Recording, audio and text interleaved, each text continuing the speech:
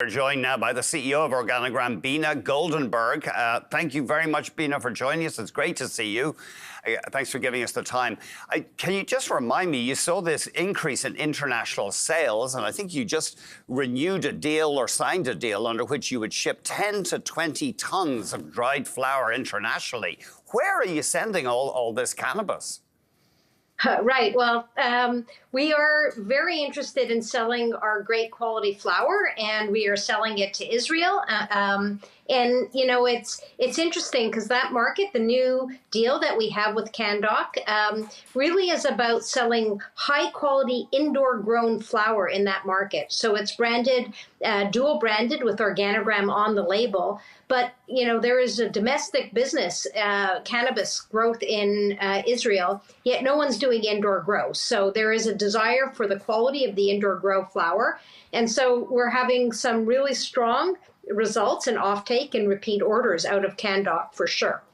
That's interesting. Can they not produce their own cannabis in Israel? They do produce their own domestic product. It's mostly outdoor greenhouse grown. There is a difference in the quality of product that you get out of indoor grown. It's kind of like buying maple syrup in Canada or champagne in the Champagne region, right? Indoor grown is a specialty product that's seen by Israeli consumers, and they're buying it for that quality of product. You apparently are the biggest flower seller in Canada. You're the queen of the buds right now. What is the big seller for you? Is it pre-rolls? Is it high potency stuff? You know, our biggest seller is our milled flower under our Shred brand. Our Shred brand is one of the largest brands in the country. I'm sorry, that's your bargain brand, or your modestly priced one. Sorry, Beena. Yes, it's a value brand. It's milled flower. And it's available across the country. It's over $150 million in retail sales, so a very large brand. Mm-hmm. So that is a big component. We do sell a lot of 1 ounce or 28 gram large format flower that is high potency, unique strain offering under our brand Big Bag of Buds. Both of those products are in the value segment, which is the dominant segment in cannabis today. And really, when you think of the market, the high inflationary pressures today in the marketplace, consumers are looking for value, and we could make money while selling value flower. Many of our competitors cannot. So this is a competitive advantage for us, and we're out there selling a lot of it. How come? I mean, how come Shred is striking a chord with the smokers, do you think? You know what? We deliver a consistent quality product every time. So the same flavor and aroma profile. And so what makes it unique, you know, a lot of people said, you know, we could grind up flour too, but what they don't understand is we formulate the product to deliver a consistent experience. And that's what our consumers have said. And so as a result, we are seeing people come back to our brand. Even when they try some other ground flour, they come back to Shred because nothing compares to it. Okay. You say there's a review underway of Canadian legislation. And I think I read somewhere there's no industry representatives on the panel. It's dominated by doctors and lawyers. I'm not sure if you can confirm that, Beena, if you've been tracking that. But what do you want to see in terms of changing the regulations for cannabis in Canada? Right. So first of all, you're right. There is an industry representation on the panel, which was, I think, a little disappointing for us. But at the end of the day, you know, the government has public health and safety objectives, right, mm-hmm. as the core to their priority.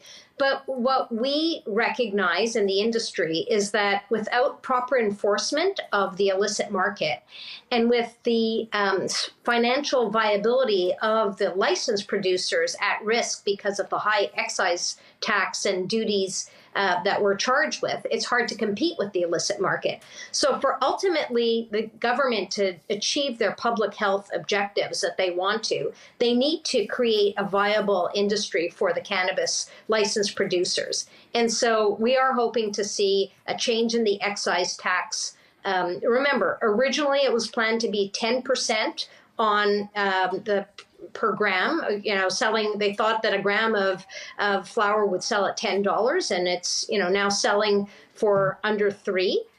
So the excise tax is now representing, over 30% as opposed to the 10%. So we would like to see that changed. We also, were forced to sell through each different board as the government created, and those boards, are taking markups. So the company that made the most money this year in Canada was the Ontario Cannabis store. So we hope to see some changes in the marketplace that will help us have a more viable industry. And then from Organigram's standpoint, we can make money in today's market. So we're looking forward to seeing even improved metrics once the market regulations change and become more favorable. Is there still price compression going on? Is it just very tough for players in the market to make money?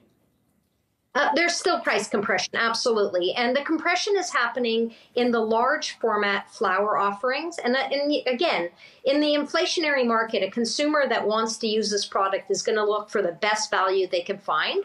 And if prices on the large format are, the best cost per gram, they're going to move to that area. So we have seen price compression in that segment in particular.